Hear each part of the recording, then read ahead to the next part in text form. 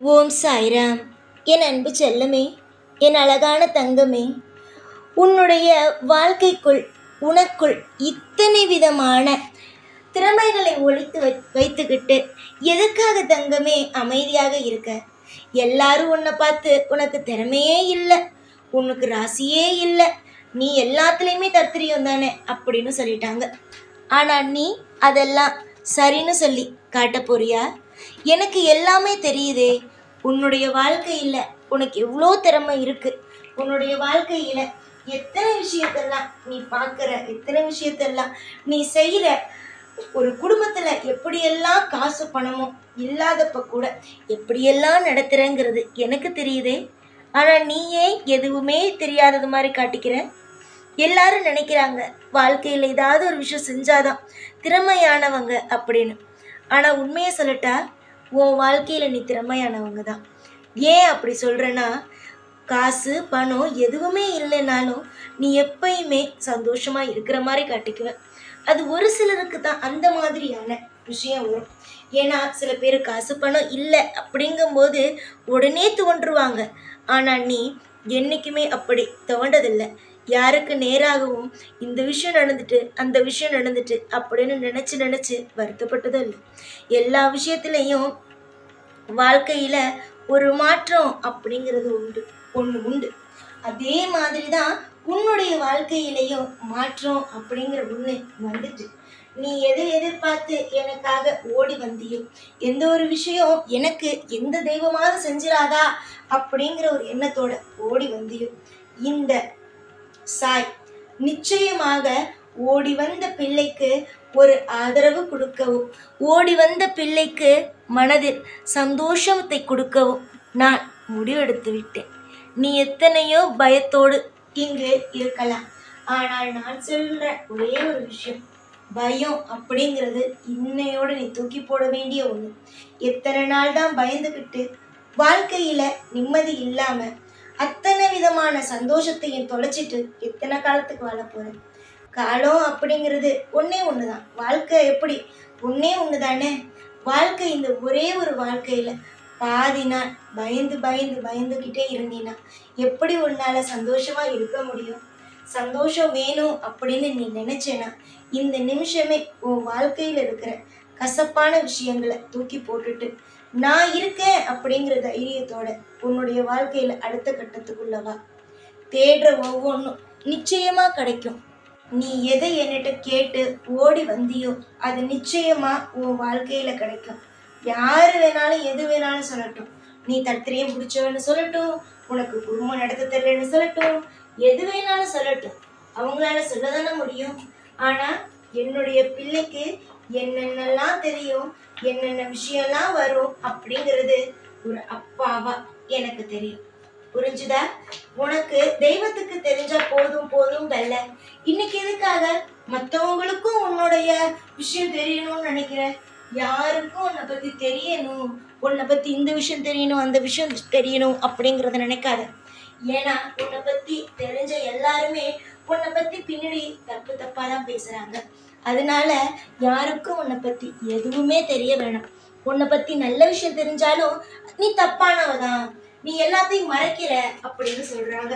நீ என் வாழ்க்கையில என்னென்னலாம் நடந்துச்சு தெரியுமா அப்படின்னு சொன்னா, நீ சொல்லும் பொழுது தலையாட்டிக்கிட்டே கேட்கிறவங்க வெளியில போய் நின்று பொய் சொல்றா அப்படின்னு சொல்றாங்க.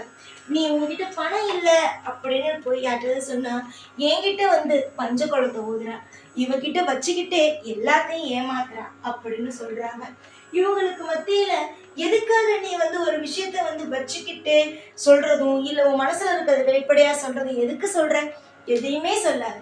உனக்கு உண்மையா யார் இருக்காங்கன்னு பாரு, அவங்கள்ட்ட சொல்லு. இல்லையா உண்மையானவங்களும் இந்த உலகத்துல இல்ல அப்படின்னா தெய்வத்துக்கிட்ட வா. தெய்வம் யாருடைய செய்தியை எப்பயும் வெளியில சொல்லாது.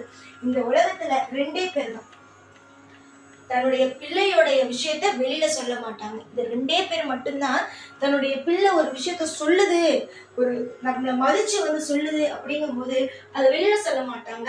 யாரு கேட்டாலும் இல்லையே அப்படியெல்லாம் இல்லையேம்பாங்க.